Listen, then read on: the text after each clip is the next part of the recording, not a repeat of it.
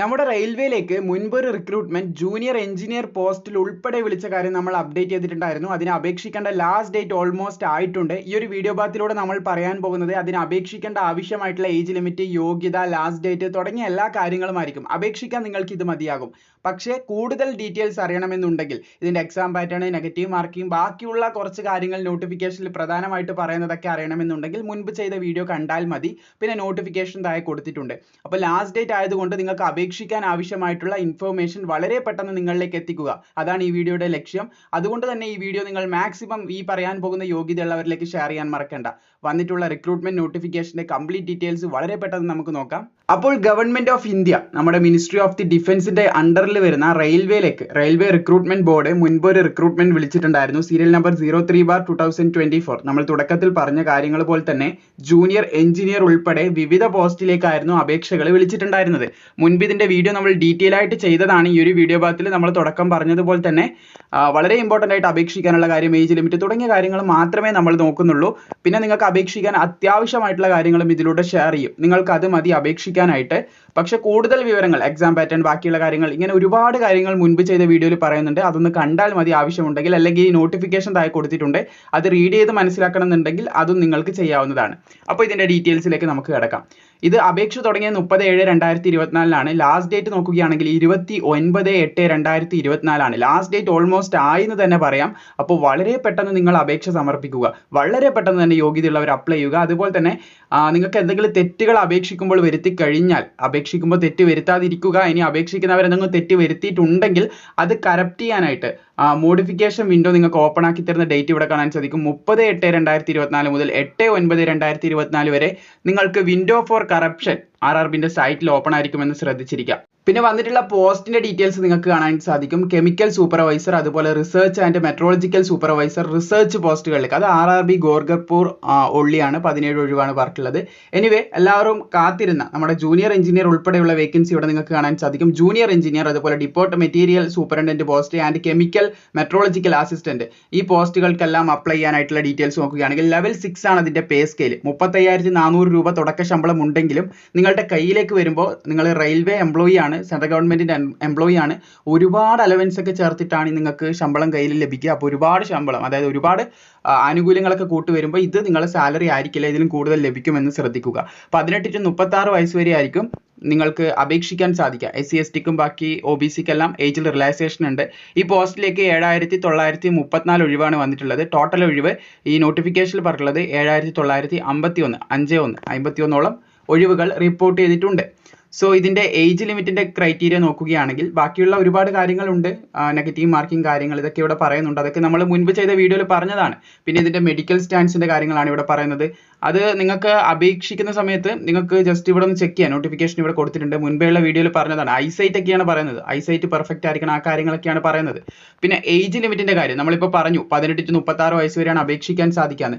അതൊരു വിഭാഗത്തിനും കൊടുത്ത് നിങ്ങൾക്ക് ഇവിടെ കാണാൻ സാധിക്കും. അതായത് ജനറൽ EWS ആകുമ്പോൾ 2/1/1999 അതുപോലെ 1/1/2007 ഈ ഒരു ഡേറ്റിലും ഇതിന്റെ ഇടയിലും ജനിച്ചവർക്ക് അപേക്ഷിക്കാൻ പറ്റും. ഇനി OBC നോൺ ക്രിമിലിയർ ഈ ഒരു ഡേറ്റും ഇതിന്റെ ഇടയിലും, അതുപോലെ SC ST ആകുമ്പോൾ ഈ ഒരു ഡേറ്റും ഇതിന്റെ ഇടയിലും. അത് നിങ്ങൾക്ക് മനസ്സിലായി കാണുമെന്ന് കരുതുന്നു. അപ്പോൾ ഇതൊക്കെ നമ്മൾ കുറച്ചുകൂടെ ഡീറ്റെയിൽ ആയിട്ട് മുൻപ് ചെയ്ത വീഡിയോയിൽ പറഞ്ഞതാണ്. പിന്നെ അപേക്ഷാ ഫീസ് വനിതകളും SC ST ഉദ്യോഗാർത്ഥികളും ഒഴികെ ബാക്കിയുള്ള ജനറൽ EWS ഉദ്യോഗാർത്ഥികൾ, ആൺകുട്ടികൾ എല്ലാവരും തന്നെ, ജനറൽ OBC EWSൽ വരുന്ന ആൺകുട്ടികൾ എല്ലാവരും 500 രൂപ അപേക്ഷാ ഫീസ് അടക്കണം. അതിൽ 400 രൂപ ആദ്യഘട്ട പരീക്ഷ എഴുതുമ്പോൾ നിങ്ങൾക്ക് തിരിച്ചു കിട്ടുന്നതായിരിക്കും.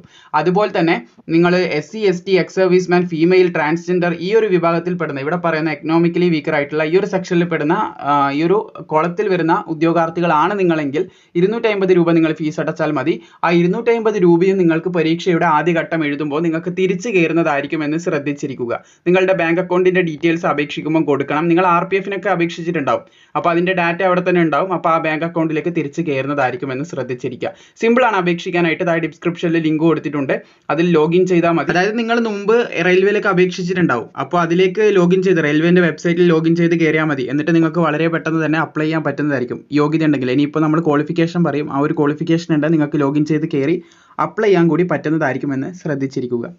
സോ ഇവിടെ നിങ്ങൾക്ക് എക്സാമിന്റെ പാറ്റേണും കാര്യങ്ങളൊക്കെ കൊടുത്തത് കാണാൻ സാധിക്കും. സ്റ്റേജ് 1ഉം അതുപോലെ തന്നെ സ്റ്റേജ് 2 എക്സാമിനേഷന്റെ ഡീറ്റെയിൽസ് ഇവിടെ കൊടുത്തിട്ടുണ്ട്. മുൻപ് ചെയ്ത വീഡിയോയിൽ ഡിസ്കസ് ചെയ്തതുകൊണ്ട് അത് നമുക്ക് ലൈറ്റ് ആയിട്ട് നമ്മളിപ്പോൾ നോക്കിയിട്ടുണ്ട്, നിങ്ങൾക്ക് ഇവിടെ കാണാൻ സാധിക്കുന്നതാണ്.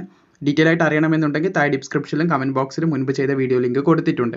ഇനി നമുക്കിതിൻ്റെ ക്വാളിഫിക്കേഷൻസ് നോക്കാം. ഇവിടെ നിങ്ങൾക്ക് കാണാൻ സാധിക്കും എഡ്യൂക്കേഷൻ ക്വാളിഫിക്കേഷൻ ആയിട്ട് പറഞ്ഞിട്ടുള്ളത് 3 ഇയർ ഡിപ്ലോമ ഇൻ എഞ്ചിനീയറിംഗ് അല്ലെങ്കിൽ ബാച്ചിലേഴ്സ് ഡിഗ്രി ഇൻ എഞ്ചിനീയറിംഗ് അല്ലെങ്കിൽ ടെക്നോളജി ഇതിലുള്ളവർക്ക് അപേക്ഷിക്കാൻ പറ്റുന്ന പോസ്റ്റുകളാണ് കൊടുത്തിട്ടുള്ളത്. ഇവിടെ ഒന്നാമത്തെ ടേബിളിൽ പറയുന്നത് മെക്കാനിക്കൽ ആൻഡ് അലയൻസ് എഞ്ചിനീയറിംഗിൽ ഉള്ളതാണ്.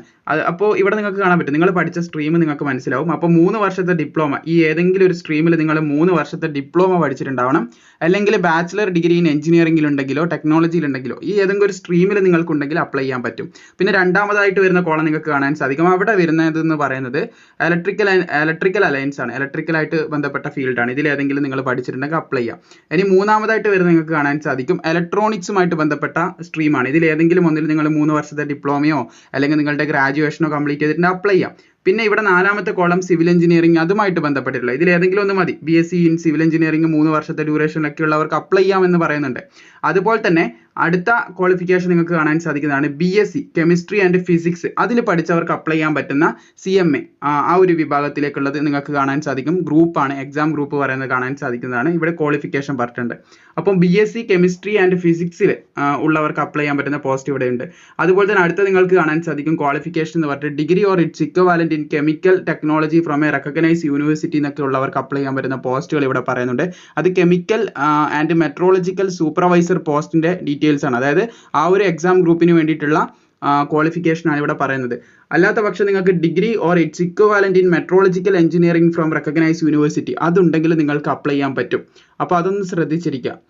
ഇതിൽ ഏതെങ്കിലും ഒരു യോഗ്യത നിങ്ങൾക്കുണ്ടെങ്കിൽ ഈ ഒരു പോസ്റ്റിലേക്കും അപ്ലൈ ചെയ്യാം. അപ്പോൾ പരമാവധി നിങ്ങൾ സുഹൃത്തുക്കളിലേക്ക് ഷെയർ ചെയ്യുക. ഈ പറഞ്ഞ യോഗ്യതയുള്ള ആരെങ്കിലും അറിയാമെന്നുണ്ടെങ്കിൽ അവരിലേക്ക് ഷെയർ ചെയ്യുക. അപ്പോൾ അപേക്ഷിക്കേണ്ട ഒട്ടുമിക്ക എല്ലാ കാര്യങ്ങളും നമ്മളിവിടെ ഷെയർ ചെയ്തിട്ടുണ്ട്.